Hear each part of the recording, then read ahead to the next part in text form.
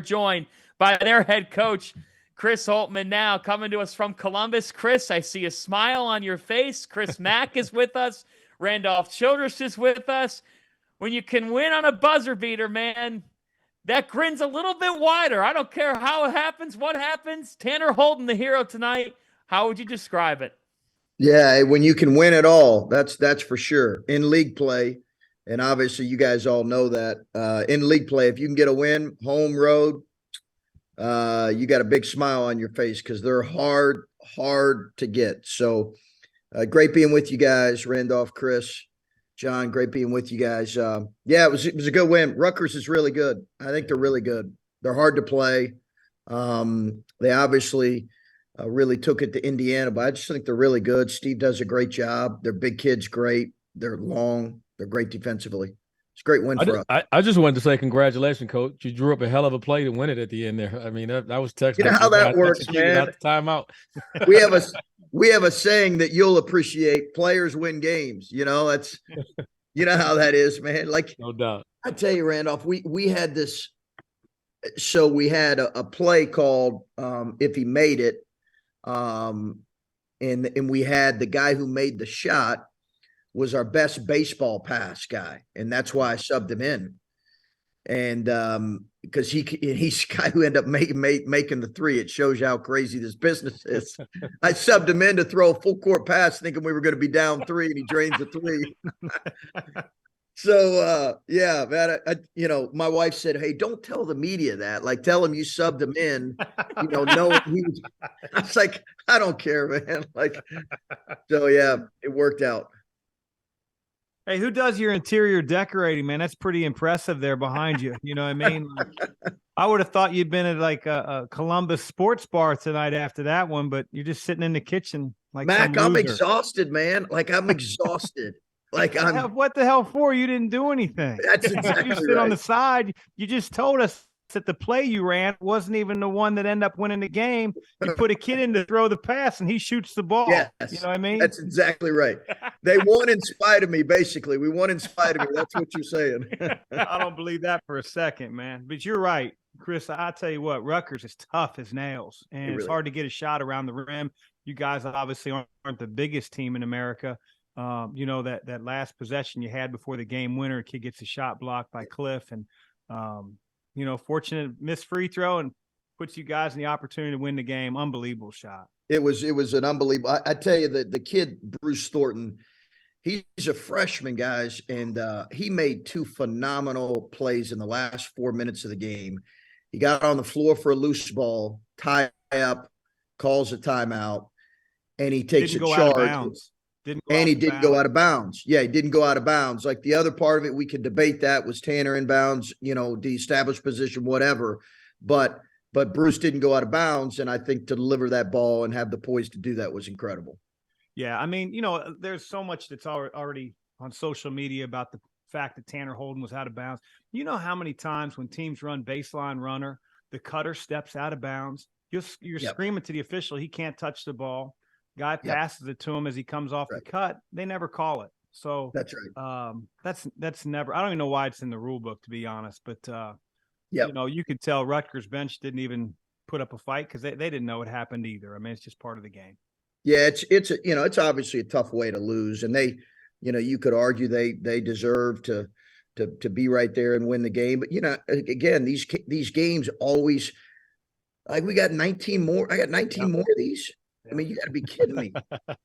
Hey, you lost the 3 about 2 possessions prior to when Zed, got the no doubt. The illegal screen, which Robbie I've Hummel said yes, then he said no, then he said yes. So Hummel doesn't even know whether it's an illegal screen or illegal. Is that what Hummel said? He went back and forth. He needed to see it 6 or 7 times on replay to say that it was an illegal screen. So that tells you all you need to know. I was not happy with that call, but I just think in that situation, unless it's egregious, you got to let that thing go. It's my thought. But anyway, balance. I'll tell Kip the next time I talk to him.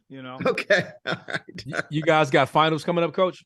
Yeah, we got we have finals coming up, and then we got Carolina next Saturday. Yeah, we got Carolina next Saturday. Yeah, just I don't, this playing league games. I'm still not used to playing league games this early.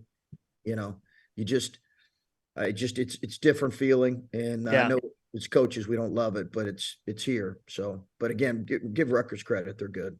Are good.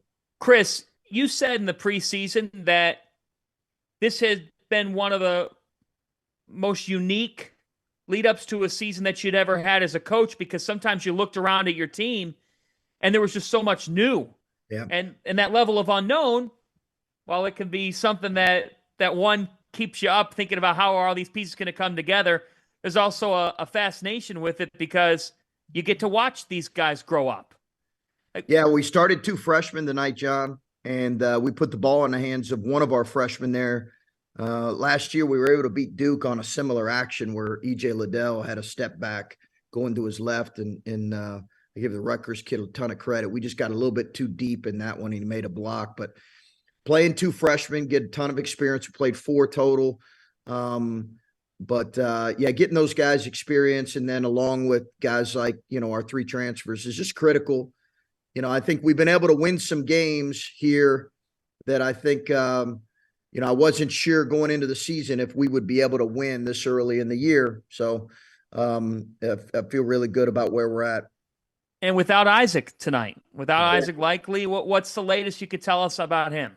Yeah, Isaac's he's had some tough stuff, family stuff, and some really kind of tragic situations with people really close to him.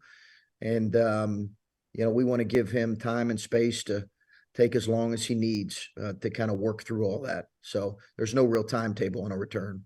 Coach, who's impressed you on your roster this early in the year? You said you playing freshmen, you got transfers coming in. Who's coming in a short period of time and impressed you probably the most?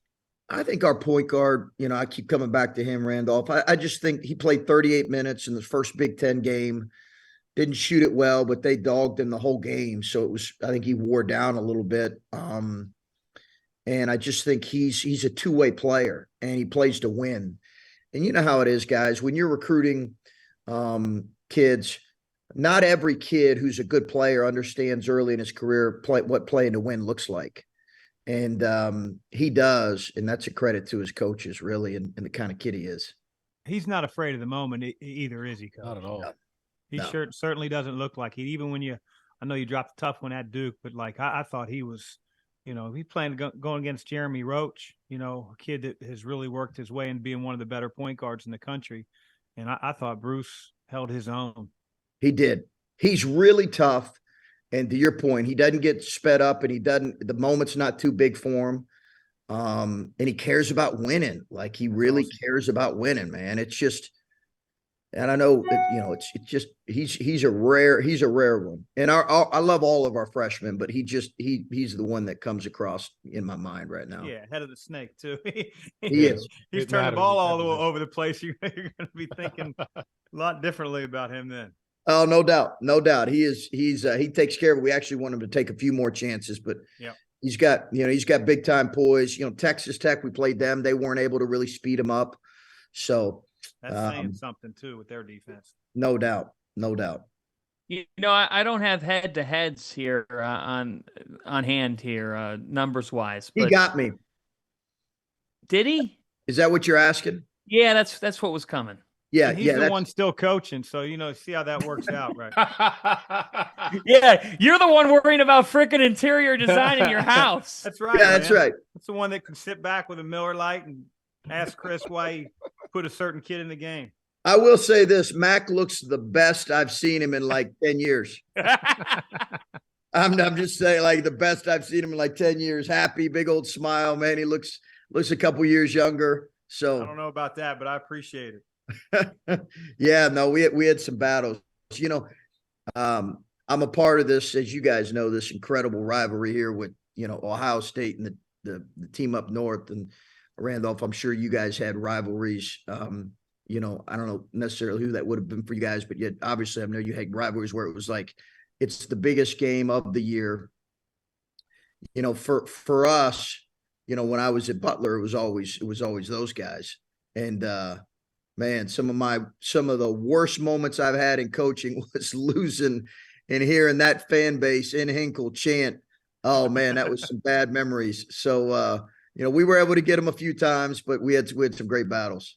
The one time that we got you at Hinkle, and you'll remember this, when you blew right by me on the handshake. You know what I mean? It was like John, I never seen a guy go right past me that quickly. I was like, man, I thought Holtmann was a decent guy, just right by me.